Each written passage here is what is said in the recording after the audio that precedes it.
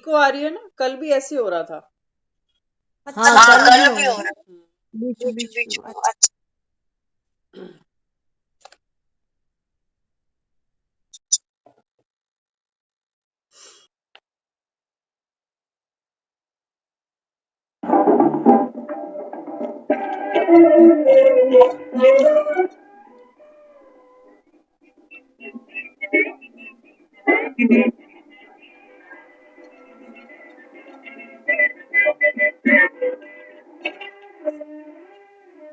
गर्दिश में होता है घबराना चाहे, कर तू हिम्मत ना हारे तो होंगे वारियां। गर्दिश में होता है ना घबराना प्यारे, कर तू हिम्मत ना हारे तो होंगे।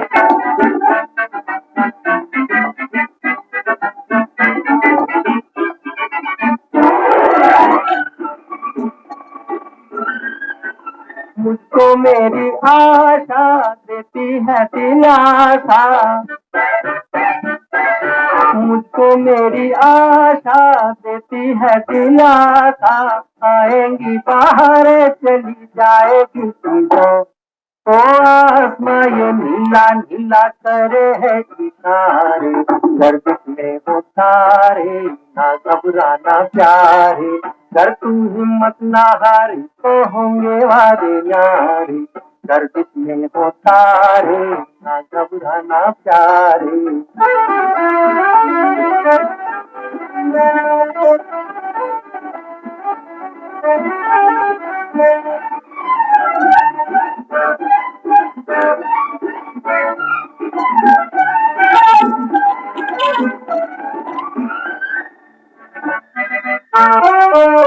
दुनिया है सराए रहने को हम आए, दुनिया है सराए रहने को हम आए। आया है तो हंसी खुशी रहने तू यहाँ, तो सूरमा है जिंदगी जो कांटों में गुजारे। गर्दिश में हो तारे ना घबराना प्यारे, कर तू हिम्मत ना हारी तो होंगे वारी यारी। गर्दिश में हो तारे ना घबराना प्यारे।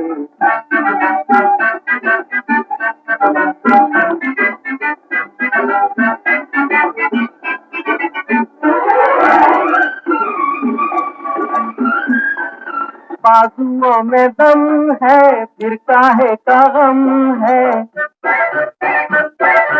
बाजुओं में दम है फिर काहे का गम है। आहनी इरादे है उमंगे है जवां, वो मुश्किलें कहाँ है उनमें मेरा दिल टूटा है। गर्दिश में हो तारे ना घबराना प्यारे, कर तू हिम्मत ना हारी तो होंगे वारे न्यारे। गर्दिश में हो तारे ना घबराना प्यारे, कर तू हिम्मत ना हारी तो होंगे वारे न्यारे। गर्दिश में हो तारे ना घबराना प्यारे।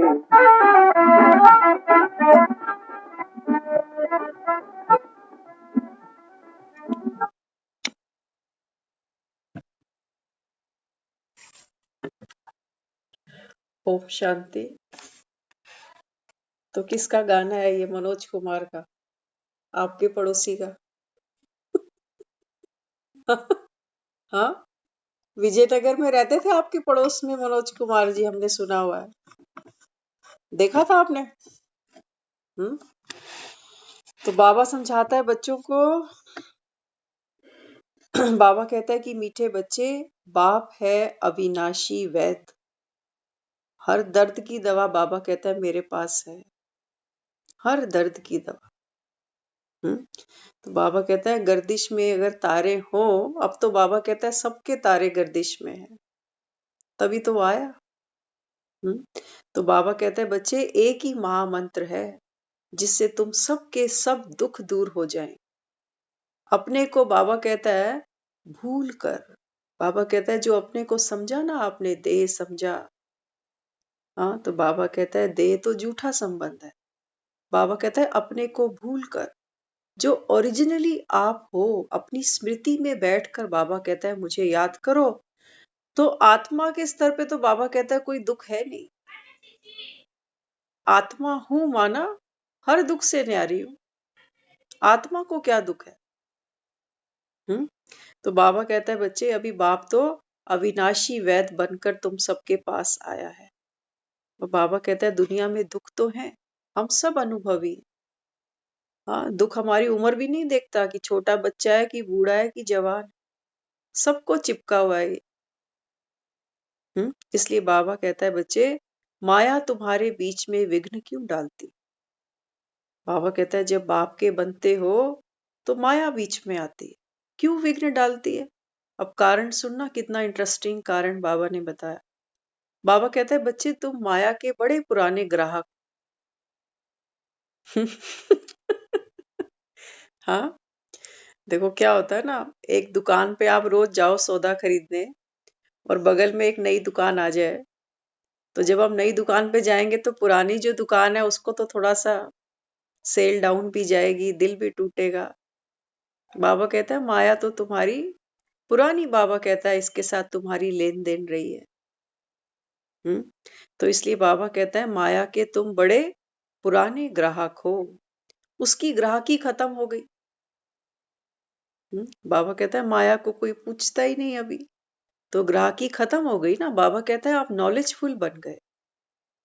हाँ, तो बाबा कहता है अभी इसकी ग्राहकी खत्म हो गई, इसलिए बाबा कहता है ये विघ्न डालती है। किसी की सत्ता चली जाए, कुर्सी किसी की छीन लो, आराम से छोड़ता है कोई कुर्सी? देखो कभी कोई किसी के घर में कब्जा करके बैठ जाए, हाँ, और हम बोले कि चलो जी अब बहुत साल हो गए अब जाओ, तो क्या कहता है? बहुत पुराना किराएदार हूं, कुछ दो तो उठूं, ऐसे नहीं जाऊंगा। तो कोर्ट से कुछ माल पानी लेकर तब उठता है वो, ऐसे नहीं उठता। वो बाबा कहता है बच्चे माया ये तो 2500 साल से बाबा कहता है किराए पे रह रही है। अब बाबा कहता है ये उठेगी कैसे? हम्म। इसलिए बाबा कहता है बच्चे ये विघ्न डालती है। अविनाशी वैद्य तुम्हें दवा देता है तो माया की बीमारी उथलती है। बाबा कहता है मैं तुम्हारा अविनाशी वैद्य हूं। जब तुमको बाबा कहता है मैं कोई दवा समझाता हूँ, कोई युक्ति समझाता हूँ, तो बाबा कहता है फिर ये माया क्या करती है? जैसे बाबा ने हमको एक युक्ति दी, सबसे पहली युक्ति बाबा कहता है अपने को हमेशा स्मृति में रखो, मैं शांत स्वरूप आत्मा हूं। तो माया की दुकान पर हम क्या लेते थे? बार बार क्रोध। अब उसकी दुकान पर क्रोध के बिस्किट खाने हमने बंद कर दिए, उसकी सेल डाउन हो गई। तो बाबा कहता है जब तुम कह के बैठते हो ना कि मैं शांत स्वरूप आत्मा हूं, तो ये बिस्किट एक के साथ एक फ्री ले आती है। अब प्रतिज्ञा कर ली ना, सोचो कोई प्रतिज्ञा कर ले आज रोटी नहीं खानी, तो उसको भूख बार बार सताएगी, वैसे वो भले ही रोटी ना भी खाता। तो बाबा कहता है कि बच्चे जब मैं तुमको कोई वैद्य बनकर कोई युक्ति देता हूं, तो बाबा कहता है फिर तुम्हारी बीमारी उथलती है। इसलिए विघ्नों से डरना नहीं। गुस्सा आए, बाबा कहता है कोई बात नहीं, पुरानी बीमारी है, जाते जाते छूट जाएगी। लेकिन बाबा कहता है तुम दुखी नहीं हो विघ्नों को देखकर। तो मन मना भव के मंत्र से बाबा कहता है ये बीमारी भाग जाएगी। अब सोचो भगवान अगर हमको ऐसे लड़वाता कि क्रोध से लड़ना है, और क्रोध से लड़ने के लिए फिर क्या करते? गुस्सा करते, तो क्रोध तो बढ़ जाता। आग को अगर खत्म करना हो तो आग थोड़ी फैलाएंगे। तो बाबा भी समझाता है कि बच्चे क्रोध पर जीत पानी है तो तुमको शांत स्वरूप बनना होगा। होता क्या है, क्रोध को देखकर तो हमको और क्रोध आता है। तो माया की सोचो दुकानदारी कितनी बड़ी थी, हर घर में फ्रेंचाइजी इसकी, सोच लो, हर घर में सबने फ्रेंचाइजी ले रखी है इसकी। हाँ, तो इसलिए बाबा कहता है बच्चे माया फिर उथल खाती है। बाबा कहता है कि जब आप अपने को ये पाठ पक्का कराते हो कि मैं आत्मा शांत स्वरूप हूं, मेरा स्वधर्म शांति है, तो बाबा कहता है बच्चे फिर शांति मांगना क्यों? क्यों मांगना? हाँ, हम देखो गुस्सा क्यों करते हैं? ध्यान से समझना तथ्य को। हमने आज तक गुस्सा क्यों किया होगा? कारण ढूंढना कि कोई हमको डिस्टर्ब कर रहा है, हमने चिल्ला दिया कि शांति से बैठ जा और हमें भी बैठने दे। क्या चाहिए था? शांति चाहिए थी। माना एक ऐसी दुकान पर हम चले गए, हलवाई की दुकान पर जाकर हमने क्या मांगा वहां पर? हलवाई की दुकान पर जाकर हमने उससे मांगा, आलू और टमाटर हैं क्या? बाबा कहता है बच्चे माया ठगनी है। इसकी दुकान पर वो माल नहीं है जो तुम ढूंढते हो, लेकिन बाबा कहता है ये तुमको फुसला लेती है। होते हैं ना, कई कई शॉपकीपर होते हैं इस टाइप के।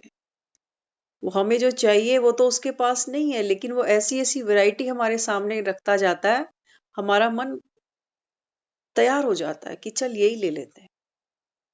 तो बाबा कहते हैं माया भी क्या है, बड़ी होशियार है। चाहते हो शांति, और क्या आगे करती है? क्रोध ले लो, बड़ा इजी है, क्योंकि शांति तो पाना अभी असंभव है। इसलिए बाबा कहता है कि बच्चे, जब हो ही शांत स्वरूप तो फिर मांगना क्यों? बाबा कहता है तुमको किसी की दुकान पर जाने की जरूरत नहीं, तुम्हारे भीतर सब पड़ा हुआ। क्यों मांगना किसी से? रावण सारी दुनिया का और आम और भारत का खास दुश्मन है, इसलिए जलाते रहते हैं। आप देखो, हम लोग दशहरा सिर्फ भारत में मनाते हैं, भारत के बाहर कहीं दशहरा नहीं मनाया जाता। तो बाबा कहता है ये जो रावण है, बाबा कहता है ये आम तो दुनिया का दुश्मन है जनरली, लेकिन बाबा कहता है स्पेशली भारत का ये दुश्मन है। तो 5 विकारों में सब फंसते हैं। जन्म ही भ्रष्टाचार से होता है, तो रावण का राज्य हुआ ना। बाबा कहता है बच्चे ये जो दुनिया है, क्यों कहता है वो रावण का राज्य है अभी? क्योंकि बाबा कहता है यहाँ पर हर एक आत्मा 5 विकारों में फंसी हुई है। और बाबा कहता है जन्म भी तुम्हारे कैसे होते हैं? कैसे होते हैं जन्म हमारे? भ्रष्टाचार से। भ्रष्टाचार माना देह का भाव। तो बाबा कहता है फिर यहाँ तो हर एक आत्मा पतित होगी ही। इस समय सब विकारों की जेल में पड़े हैं। कौन सी जेल है ये जिसको बाबा शोक वाटिका कहता है? बाबा कहता है ये है विकारों की जेल। सोचते तो बहुत है कि क्रोध नहीं करेंगे, लोभ नहीं करेंगे, मोह नहीं करेंगे, लेकिन जेल से बाहर लाए कौन? तो बाबा कहता है बच्चे, पूछो किसी से कि दशहरा कब से मनाते हो, तो कहेंगे परंपरा से। हर त्योहार किसी से भी पूछो ना कि कब से मना रहे हैं, तो क्या कहते हैं? हमारे बड़े बुजुर्ग मना रहे हैं, दुनिया मना रही। बाबा कहता है कि बच्चे, कब से दशहरा मनाते हैं ये तो कोई बता ना सके। मनुष्यों की बुद्धि देखो क्या बन पड़ी है, ना जानवर है ना मनुष्य, कोई काम के नहीं है। एक माँ बाप होते हैं ना, वो अपने बच्चे को कुछ भी कह सकते हैं, उनको राइट है। भगवान भी हम बच्चों को कुछ भी कह सकता है, उसको राइट है, अथॉरिटी है उसके पास में। और दुनिया में कोई हमको कह के देखे, ना तुम जानवर हो ना इंसान हो, कोई काम के नहीं हो, क्या लगेगा? सुनेंगे उसकी बात? तो भगवान हमको बैठकर क्या समझाता है? देखो, बाबा हमको कुछ भी समझाता है ना, तो बाबा का जो इंटेंशंस है वो बड़ी प्योर है। वो कभी भी हमारा मनोबल नहीं गिराता, वो हमको समझा नहीं देता है। जैसे हम अपने बच्चों को कुछ समझाएं कि तू बुद्धू ही है, लेकिन हमारी इच्छा क्या है? उसको समझदार बनाने की। हाँ, तो बाबा भी क्या समझाता है बच्चे? मनुष्यों की बुद्धि तो देखो क्या बन पड़ी है, न जानवर है और ना ही मनुष्य, कोई काम के नहीं है। कलयुग में तो कोई सुखी हो ना सके, दुख भोगना ही है, सीढ़ी उतरनी ही है। बाबा कहता है बच्चे ये तो चक्र है ना, ये तो फिरेगा। तो बाबा कहता है फिर कलयुग तो आएगा, रात तो चढ़ेगी, लेकिन बाबा कहता है अब रात बीती की बीती। अब बाबा कहता है बच्चे सतयुग की तैयारी करो। वे वेद को खुद ही बीमार हो जाते हैं, सुखी बनने की बच्चे एक ही दवाई है। सोच लेना, बाबा ने बता दिया। बाबा कहता है दुनिया में जो डॉक्टर्स हैं, हकीम हैं, ये तो बाबा कहता है खुद बीमार पड़ जाते। है कोई डॉक्टर ऐसा दुनिया में जो ये क्लेम करे कि मैं कभी बीमार नहीं पड़ता या ना पड़ूंगा?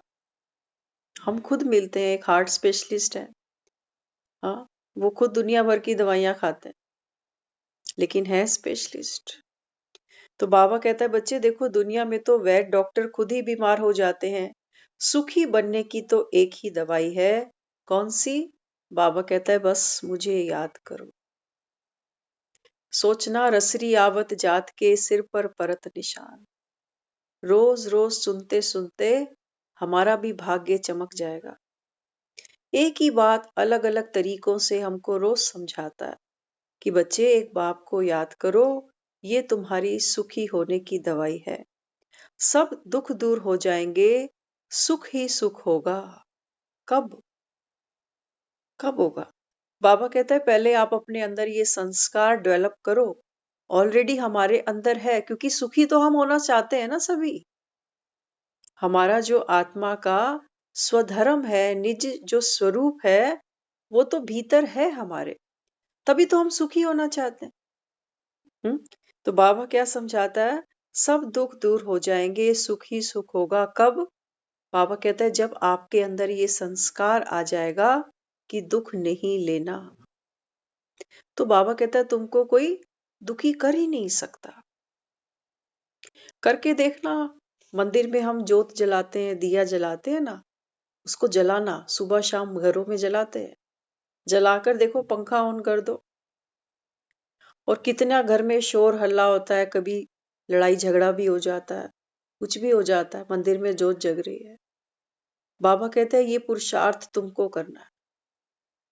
कितनी भी बाबा कहता है माया की अंधेरी चले, कैसी भी आत्मा, कोई भी संस्कार टकराव आपके सामने लेकर आ जाए, कोई भी पुराना पेपर आ जाए, बाबा कहता है आपकी स्थिति कैसी होनी चाहिए? उस मंदिर की जोत की तरह। लेकिन कई बार क्या होता है, हम देसी घी में भी जोत जलाते हैं ना, तो देखते हैं सर्दियों में तो देसी घी जम जाता है और वो जो जोत है वो शांत हो जाती है। बाबा कहता है देसी घी की बात नहीं, अगर अहंकार जमने लग गया तो बाबा कहता है ये बत्ती फिर बुझ जाएगी। अहंकार को पिघलाना है हमको, बस यही हमारा पुरुषार्थ है। तो कौन सा अहंकार है हमको? बाबा कहता है सबसे बड़ा अहंकार है आपका देह का, कि मैं फलाना हूं। तो बाबा कहता है ये जितने फलाने फलाने फलाने आपने अपने ऊपर लगाए हैं लेबल्स, बाबा कहता है इनको रिमूव करते जाओ। तो बाबा कहता है भीतर कोई दुख नहीं है। कभी प्याज का छिलका आपने अगर खोला हो ना, या जो पत्ता गोभी आती है, कभी पत्ता गोभी की एक एक लेयर हटाते जाना, लेयर पे लेयर, लेयर पे लेयर, लेयर पे लेयर। बाबा कहता है बस यही तो तुम हो। अंदर कुछ नहीं है, लेकिन लेयर्स इतनी सारी है। इसकी बुआ, इसकी मासी, इसकी चाची, इसकी फूफी, इसकी नानी, इसकी दादी, ये सब लेयर बाबा कहता है, और बीच में वो आत्मा गुम हुई पड़ी है। वो जो गांठ है ना भीतर, वो तो गुम है। इसलिए बाबा समझाता है कि बच्चे तब सुख ही सुख होगा जब अपने को पहचानोगे। ये लेयर्स बाबा कहता है तुम नहीं हो। जब हम दुनिया से जाते हैं, हमारे कान तो नहीं सुनेंगे अपने बारे में, लेकिन दूसरों के बारे में तो हम सुनते ही हैं। जब कोई पूरा हो जाता है, संसार से कोई चला गया, तो हम क्या कहते हैं? हम ये नहीं कहते आओ फलाने के पापा गुजर गए, फलाने की मम्मी गई, वो हम पीछे से, लेकिन वास्तव में हम क्या कहना चाहते हैं? कि आत्मा ने शरीर छोड़ दिया। बुआ चाची मामी कह के हम याद नहीं करते, अंकल ताया फूफा कहकर हम याद नहीं करते उसको, हम आत्मा कहकर उसको याद करते कि जो आत्मा ने शरीर छोड़ा, भगवान इनकी आत्मा को शांति दे। ऐसे ही करते, क्योंकि बाबा कहता है बच्चे मूल तो आत्मा ही है। लेयर्स को शांति थोड़ी चाहिए। सांस गई, रिश्ते खत्म। रिश्ते तो बाबा कहता है देह से जुड़े हुए थे। रिश्ते किससे जुड़े हैं? हमारे देह से जुड़े हैं। दुनिया हमको देह से पहचानती है। देह के भीतर क्या है वो तो खुद अपने को ही नहीं जानते, तो हमें कहां से जानेंगे? इसलिए कहते हैं प्रेम गली अति साकरी, तामे दो न समाए। तो बाबा कहता है कि बच्चे सुखी होने का क्या उपाय बताया? बाबा कहता है आप हमेशा ये प्रण करो, प्रतिज्ञा करो कि मैं अचल अखंड जागृत ज्योत हूं। कुछ भी हो जाए, मेरी शांति को कोई भंग नहीं कर सकता। तो बाबा कहता है बच्चे कलयुग की अंधेरी रात है, माया की अंधेरी बाबा कहता है जबरदस्त है। और दूसरी आत्माएं बाबा कहता है ये भी आएंगी, ये भी आएंगी। बाबा कहता है अमावस की रात पे ही तो दीप जलेगा, अमावस की रात पर ही दिवाली होगी।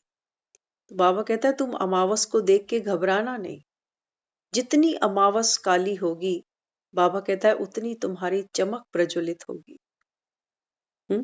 इसलिए आत्मा और जीव दो का खेल है। देखो आत्मा शरीर के बिना कुछ नहीं कर सकती और शरीर भी आत्मा के बिना कुछ नहीं कर सकता, मेड फॉर ईच अदर। तो बाबा यहाँ क्या समझाता है, हम जिस रास्ते पे चल रहे हैं, जिसको हम कहते हैं ज्ञान मार्ग में चलना, बाबा कहता है बच्चे पाठ तो आत्मा पढ़ती है, लेकिन शरीर नहीं हो तो आत्मा भी पढ़ नहीं सकती, सुनेगी कैसे? बाबा कहता है तभी तो मुझे पराये तन का आधार लेना पड़ता है। हालांकि वो बात तो आत्मा से करता है, आत्मा को ही कहता है कि तू मेरा बच्चा है, लेकिन हमारी जो यात्रा होगी ना, वो कहाँ से होगी? वो शरीर से ही शुरू होगी, क्योंकि हम तो खुद को शरीर ही मानकर चले हैं ना इतने जन्मों तक। तो बाबा क्या समझाता है? बाबा कहता है कि बच्चे अपने को आत्मा जानो, देह के भान से न्यारे।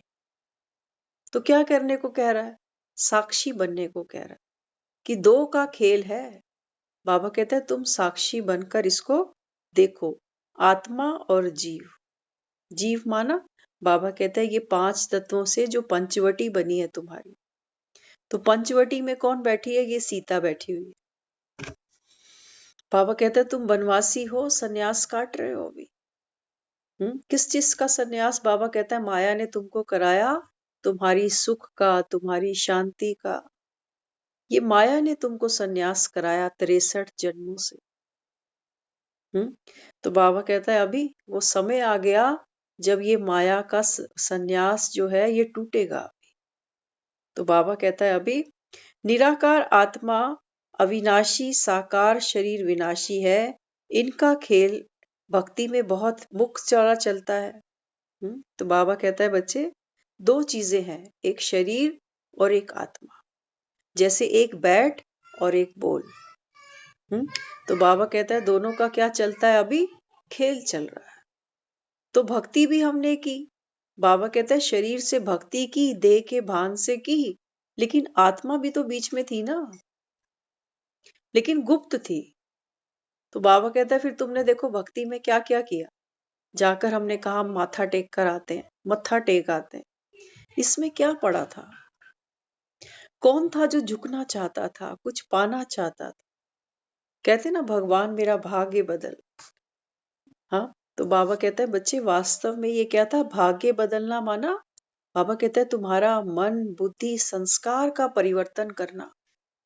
अगर ये परिवर्तन कर पाए तो बाबा कहता है तुम्हारा भाग्य बदल जाएगा। बाकी ऐसा नहीं हो सकता कि कोई मत्था टेकता जाए और भाग्य पलट जाए। लोग दुनिया से चले जाते हैं मत्थे टेकते टेकते, कुछ नहीं बदलता। इसलिए बाबा समझाता है एक ही दवाई है, वो क्या है? याद की यात्रा। भक्ति में तो बहुत मुख चलता रहता है, यहां पर है तुम्हारा अजपा जाप। बाबा कहता है कि बच्चे जब ज्ञान में आते हो तो बाप की याद कैसे चले? मुख को बाबा कहता है आपको चलाने की दरकार नहीं। बाबा कहता है भीतर ही भीतर एक बाप की याद हो। जैसे देखो दुनिया में हम अपने संबंधों को याद रखते हैं, हमें भूलते थोड़ी है हमारे बच्चे, भूलते हैं? कभी नहीं भूलते। हमारे पास उनकी फोटो ना भी हो तो भी हर समय बच्चों की तरफ हमारी बुद्धि दौड़ती है। क्यों? बाबा कहता है वहां तुम्हारी बॉन्डिंग है ना, इस वजह से। लेकिन बाबा कहता है मुझे भूले बैठे हो।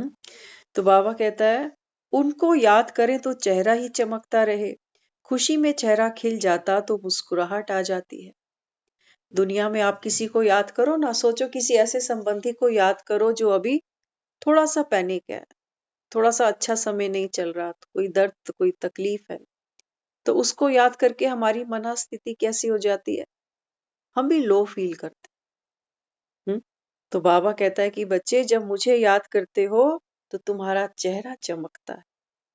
क्यों? क्योंकि भगवान कभी दुखी नहीं होता, कभी मूड खराब नहीं होता, कभी किसी से झगड़ा नहीं करता, कभी किसी का दुख सुनकर दुखी नहीं होता, कोई ताने मारे उल्हाना दे, भक्ति में लोग मूर्तियां तक तोड़ाते हैं उसकी। कितनों ने मंदिर लूट डाले उसके, लेकिन वो न्यारा ही रहा।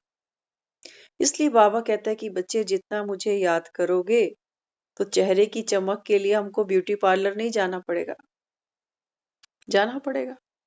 हाँ, बाबा कहता है ये है तुम्हारी नेचुरल ब्यूटी। जितना हम खुश होंगे, एक बार हमें याद है हमारे किसी पहचान वाले ने एक बहुत प्यारी बात बताई। कहते हैं हम जब छोटे थे तो हमारी जो दादी थी वो कहती थी हमको कि देखो, समझाने देते हैं ना घर के बड़े बुजुर्ग भी, तो कहते हैं हमारी दादी हमें कहती थी कि पैसा है ना, पैसे को खाने पीने में ज्यादा यूज करना, बाजारों में कपड़ों में ज्यादा यूज नहीं करना। कहते क्यों, लोग इतने अच्छे कपड़े पहन के आते हैं, हम क्यों नहीं पहने? तो दादी ने बड़े पते की बात उनको बताई। वो कहने लगी देख, तेरी पर्सनैलिटी अच्छी होगी ना, तेरे चेहरे पे ग्लैमर होगा, नूर होगा, तो तेरे शरीर पे अच्छे कपड़े भी, हल्के कपड़े भी अच्छे लगेंगे। और अगर तेरे शरीर में कोई जान ही नहीं है, चेहरा मुरझाया हुआ है, तो तू कितने भी एक्सपेंसिव कपड़े पहन ले, बात नहीं बनेगी। तो बात तो उन्होंने बड़े पते की बताई। कई बार हम उनकी दादी के किस्से सुनते हैं, हमको बहुत मजा आता। तो उनका जो बात करने का तरीका, समझाने का तरीका, वो और भी वंडरफुल है। इतने प्यार से नहीं समझाती वो। तो बाबा भी बच्चों को यही कहता है। बाबा कहता है जितना मुझे याद करोगे उतना, बाबा कहता है आपके चेहरे पे खुशी होगी। क्योंकि बनावटी नहीं है ना, किसी साधन पर, किसी व्यक्ति पर, किसी परिस्थिति पर डिपेंड नहीं है। हम सोचते हैं कुछ चीजें हमारे फेवरेबल हो तो खुश भी हो। आज तो देखो दुनिया में, आज तो कई बार हम ऐसा भी देखते हैं, अगर घर में लड्डू आए ना किसी के, तो पूछते हैं क्या हुआ, किस बात के लड्डू हैं। माना लड्डू खाने के लिए भी हमको रीजन चाहिए। आज हम वहां बैठे, कोई अच्छा कपड़ा पहन के चल दे तो हम कहते हैं कहाँ जा रहे हो। तो बाबा यहाँ क्या समझाता है? बाबा कहते हैं बच्चे जो असली खुशी है वो कहाँ से आती है? वो मन से आती है, ना वो कपड़ों से मिलती है, ना बाबा कहता है वो बाजारों में कहीं बिकती है। तो असली खुशी कहाँ से मिलेगी? बाबा कहता है आपके भीतर से। और भीतर क्या है? ये है ना, सोचो जैसे ये काल कोठरी है जिसको हमने 2500 सालों से खोला ही नहीं। तो बाबा कहता है सोचो काल कोठरी है, तो बाबा सबसे पहले क्या करता है, इसके अंदर एक छोटी सी लालटेन जलाता है। क्योंकि ज्ञान हमारा धीरे धीरे फैलता है, इनिशियल स्टेज पर ज्ञान भी जल्दी समझ नहीं आता। तो बाबा कहता है जैसे जैसे इसमें ज्ञान का घृत बढ़ाते जाते हो, तो बाबा कहते हैं रोशनी फैलती जाती है। तो जब हम और भीतर जाते हैं ना, तो सोचो एक कमरा जो 2500 साल से खुला नहीं होगा, उसकी हालत क्या होगी। कभी महसूस करना, हम अकेले अपने साथ बैठ नहीं सकते। आज करके देख लेना। आपको अगर अकेले कमरे में छोड़ दिया जाए ना, ज्यादा से ज्यादा आप सो जाओगे, लेकिन इसके ऊपर आप फोकस नहीं कर पाओगे। तो हमको आज क्या चाहिए? एंटरटेनमेंट के लिए कंपनी चाहिए, फोन चाहिए, टीवी चाहिए, मैगजीन चाहिए, फेसबुक चाहिए, व्हाट्सएप चाहिए। कुछ नहीं होगा तो कहेंगे फिर तो सो ही जाते हैं। ऐसा ही होता है ना। तो ये क्या है? ये है काल कोठरी, इसको हम खोलना ही नहीं चाहते। कहते ये बंद ही रहे। बड़ी गंदी स्मेल आती है इसके अंदर से, बड़ी बड़ी मकड़ियां हैं, जाले हैं इसके अंदर। कौन सफाई करेगा? बाबा कहता है बच्चे करनी तो पड़ेगी। ये बाबा कहता है जन्नत थी एक समय पर। माया ने इसको ऐसा बाबा कहता है ताला लगाया कि चाबी भी बाबा कहता है कहाँ फेंकी, तुमको आज तक मिली ही नहीं कि तुम्हारी खुशी की चाबी गई कहाँ। तो कितने हम संबंध बनाते हैं, हाँ, और हर संबंध समय पाकर धीरे धीरे धीरे उसकी जो ऑक्सीजन है वो खत्म होने लगती है। सब अनुभवी हो, कोई ऐसा नहीं है जो ये कहे कि नहीं ये बात तो गलत है। बाबा कहता है बच्चे तभी तो मुझको याद करते हो ना, तभी मुझको याद करते हो कि सुख संपत्ति घर आवे, कष्ट मिटे तन का। ये है घर तुम्हारा काल कोठरी जिसको बंद कर रखा है। तो सुख संपत्ति वो नहीं है नोट कैश वाली। सुख संपत्ति माना हमारी अपनी आत्मिक सुख और शांति। बाबा कहता है बच्चे बिना ज्ञान के कहां से मिलेगी? बड़ा मकान बनाने से मिलेगी? एक नहीं, लोग दो दो चार चार शादियां कर लेते हैं और दुखी। बच्चे एक नहीं, 10 10 12 12 बच्चे। हाँ, तो बाबा कहता है कि बच्चे जो सुख शांति है ये संसार में नहीं पड़ी हुई है, खास तौर से कलयुग की जहां तक बात आती है। सर्व संबंध बाबा कहता है स्वार्थ से जुड़े पड़े हैं कि नहीं? तो यहाँ बाबा समझाता है बच्चे एक ही दर्द की दवाई है, और वो क्या है? बाबा कहता है इसकी सफाई। दुनिया की हमने बहुत झाड़ पोंछ की है, बहुत करके देख ली। पहली बात तो किसी को पसंद ही नहीं आता कि हम जब किसी को समझाएं कि ऐसे नहीं ऐसे चलो, रिश्ते ही हमारे खराब हो जाते हैं वहां पर। लेकिन फिर भी हम बाज तो नहीं आते। बाबा कहता है हुनर तुम्हारे पास है, ऐसा नहीं कि हुनर नहीं है तुम्हारे पास। लेकिन बाबा कहता है करते क्या हो? बाबा कहता है प्रदर्शन करते हो तो दूसरों की घरों की सफाई कराते हो। लेकिन बाबा कहता है करना क्या था? अंतर्मुखी होना था। तो अंतर्मुखी होना माना बाबा कहता है सोल कॉन्शियस बन जाना। अपने भीतर देखो कौन है तुम्हारे दुख का कारण, किसने तुम्हारा सुख चुराया? तो बाबा कहता है चोर तुमको अंदर ही मिलेंगे। जहां अंधेरा होता है ना, चोर वहीं लूटपाट करते हैं। तो बाबा कहता है ये जिसको क्रोध को गले लगा के सोते हो, जिसको ताकत समझते हो, बाबा कहते हैं बच्चे ये तो तेरी कमजोरी है, ये तो कमजोरी है तुम्हारी। कोई भी आता है, हम कहते हैं हम अच्छे मूड में बैठे थे, 2 मिनट में इसने आकर बीपी बढ़ा दिया मेरा। बाबा कहता है सोचो, तुम्हारा मुख तुम्हारे हाथ में नहीं, क्या बोलेंगे क्या नहीं बोलेंगे। हाथ भी उठा देते हैं, कहते हैं हाथ भी हाथ में नहीं है अभी तो दूसरे के ऊपर ब्लेम करते हैं कि तेरी वजह से, तुम्हारी वजह से ऐसा हुआ। अब आप देखना, करके देख लेना कभी भी। एक ही बात हो, एक इंसान दो लोगों को एक ही जैसी बात करे तो क्या दो लोगों को एक जैसा गुस्सा आ सकता है? आ सकता है। एक झगड़ालू होगा ना, वो तो छोटी सी बात पर भी खड़ा हो जाएगा। और कोई होगा सियाना समझू, तो वो क्या करेगा? कहेगा इसकी आदत ही है बोलने की, जवाब देना ही बेकार है। तो दो लोगों के रिएक्शन एक ही सिचुएशन पर एक जैसे कभी नहीं हो सकते। जैसे आप एक सब्जी बनाओ घर में, सबका रिएक्शन एक जैसा आएगा? चाय बना लो, चाय तो कई बार बनती है। हाँ, कोई कहेगा मुझे अदरक की चाय पसंद नहीं है, कोई कहेगा मुझे अदरक की ही पसंद है। क्या कहोगे? एक चाय पर भी सबके रिएक्शन एक जैसे नहीं है, तो एक परिस्थिति पर सबके रिएक्शन एक जैसे कैसे हो सकते हैं? इसलिए बाबा कहता है कि बच्चे अभी क्या करना पड़ेगा? बाबा कहता है अपनी सफाई। तो क्या करेंगे? हरिद्वार जाके ले आए कैन गंगा जल की? बाबा कहता है कोई फायदा नहीं। ये है बाबा कहता है ज्ञान का जल। ये है बाबा कहता है सच्ची सच्ची मधुशाला। बाबा कहता है पियो, अमृत पियो। बाबा कहता है अमृत पीने से बाबा कहता है जो विष है ये कट जाएगा। विष क्या है? बाबा कहता है हमने वो सागर मंथन पढ़ा था ना, तो वहां दिखाया जब देवताओं ने और असुरों ने सागर का मंथन किया तो सबसे पहले विष निकला। बाबा कहता है बच्चे ये विष तुम सबने चखा हुआ है, ऐसा नहीं कि महादेव ने ही विष पिया है। हम सब विष पीते हैं, रोज पीते हैं, तभी तो दुखी होते हैं। हाँ, ये दुख क्या है, ये चिंताएं क्या है, ये विष ही तो है। ये विष तो हम रोज पी रहे, पी पी कर जी रहे, तभी तो हमने भक्ति करी। तो बाबा कहता है कि बच्चे इस समय फिर क्या करना पड़ेगा।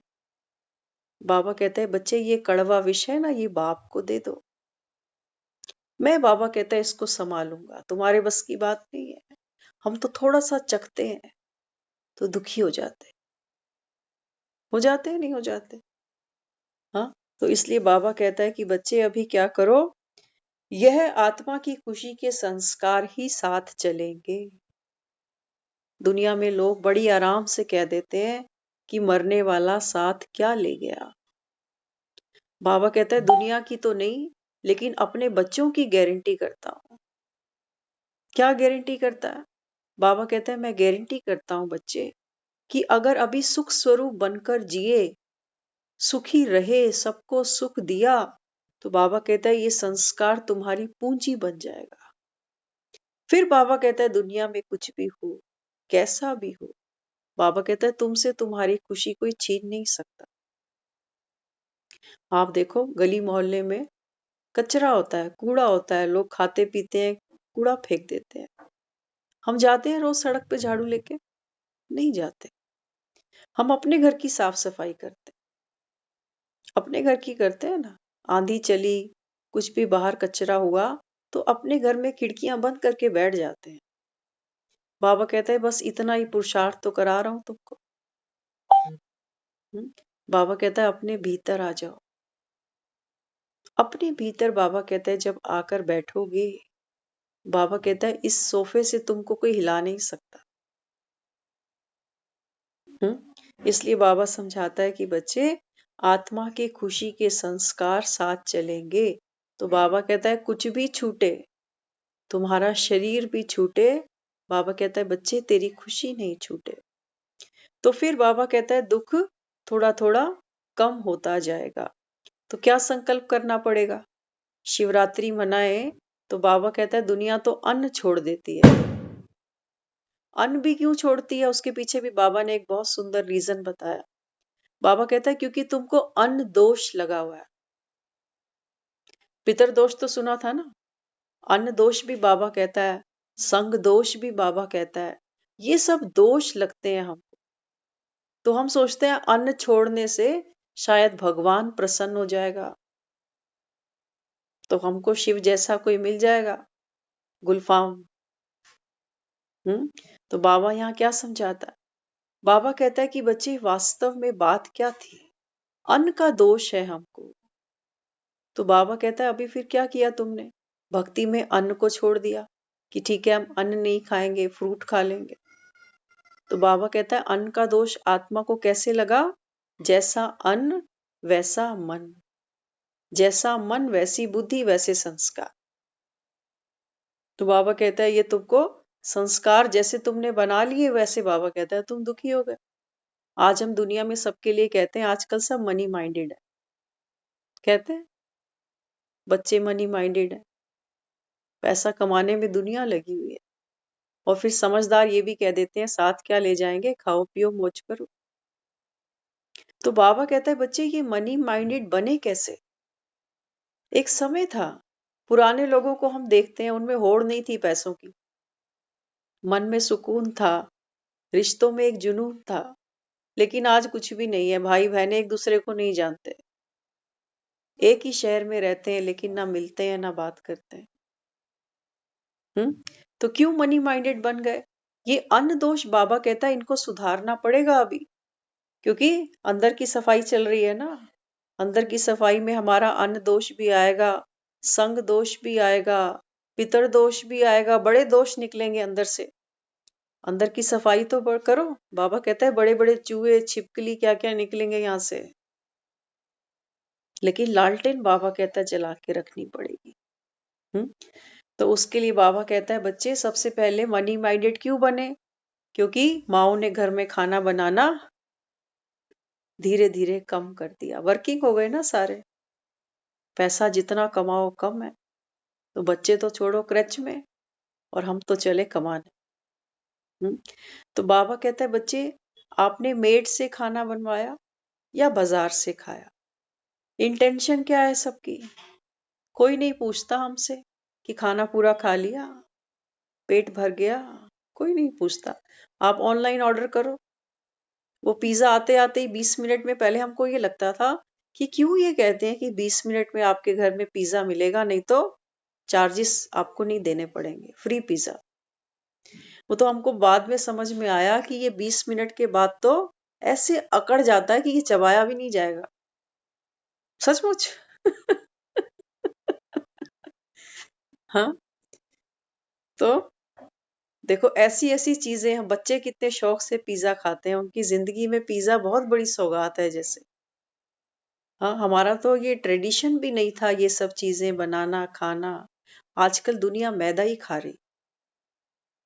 एक इनकी दुकानें चमक रही हैं, इनके बाद डॉक्टर्स की दुकानें चमक रही हैं।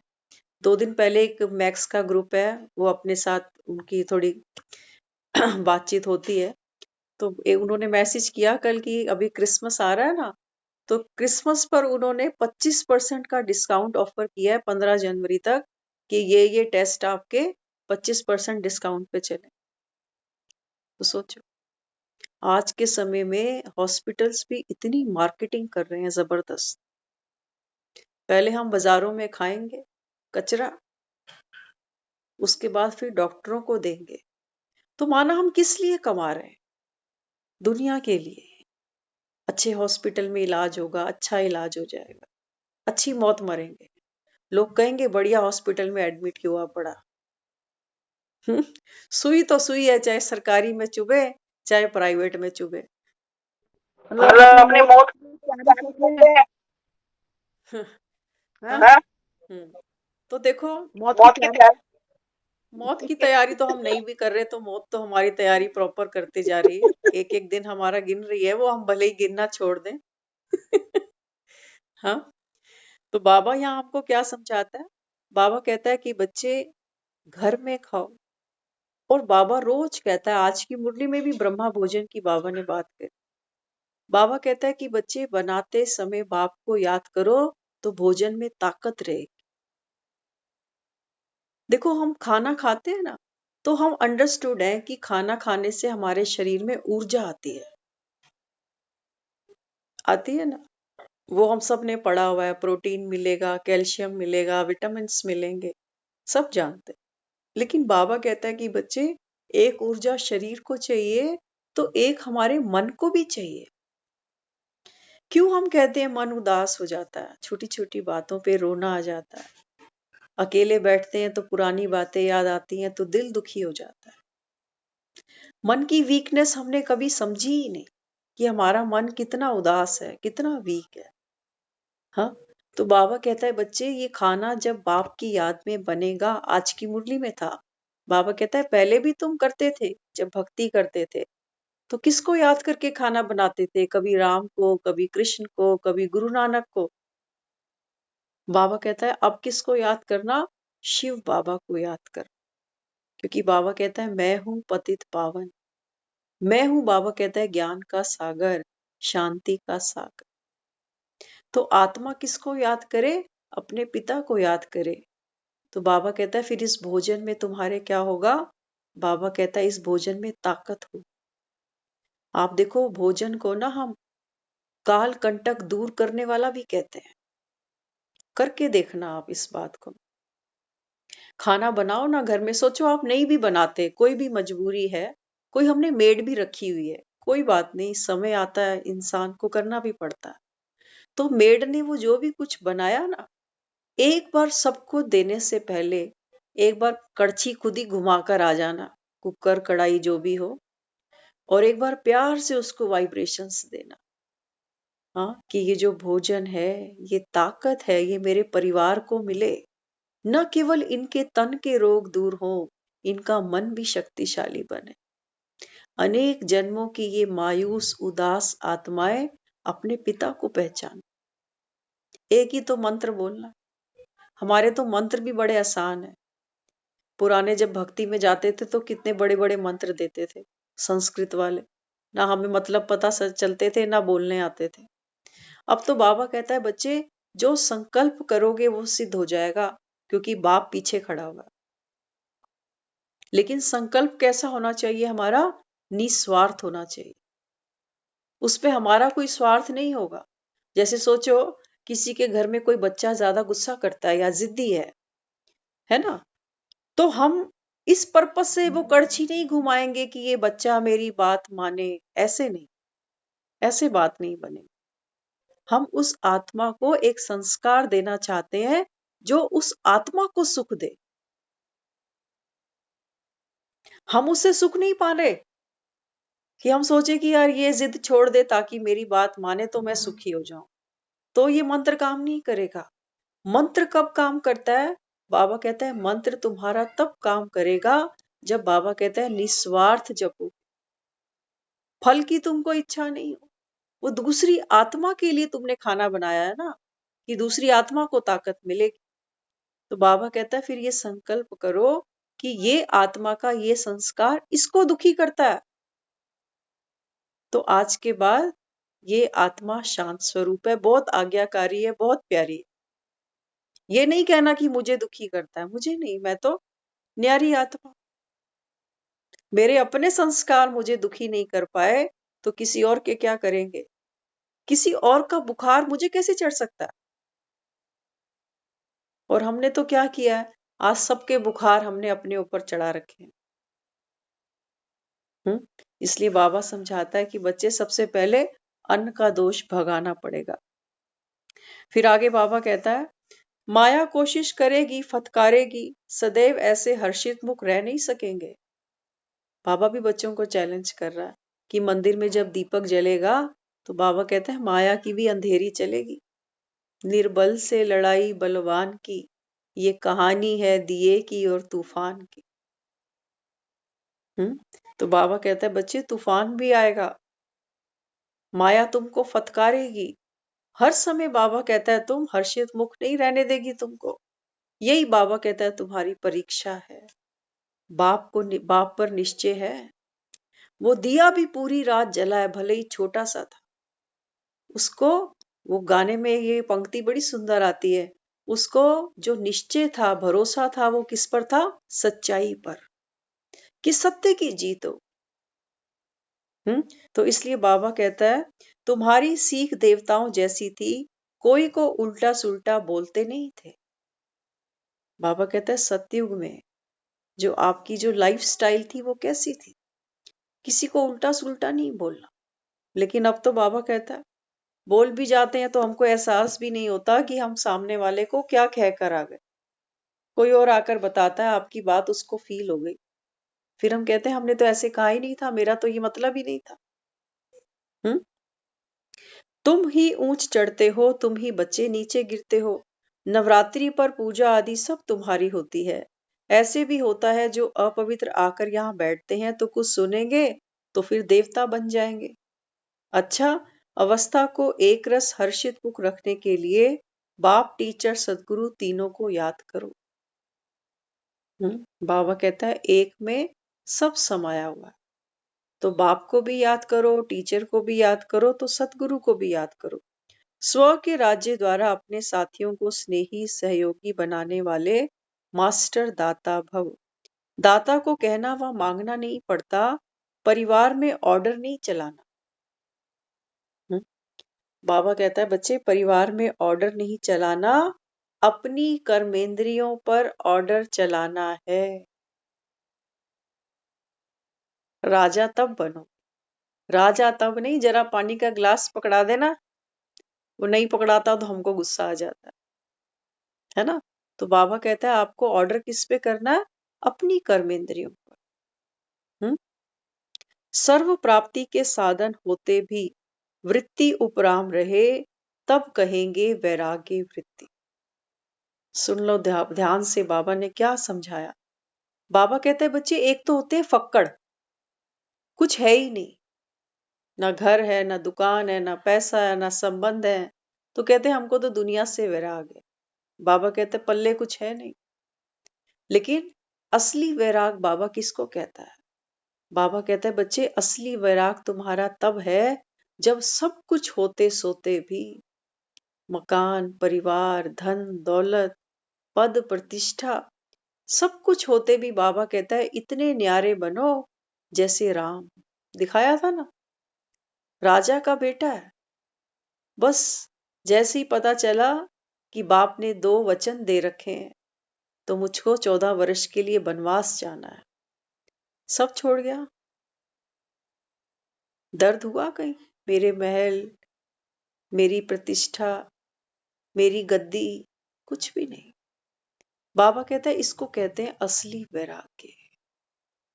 तो बाबा कहता है ये वैराग्य कब आता है?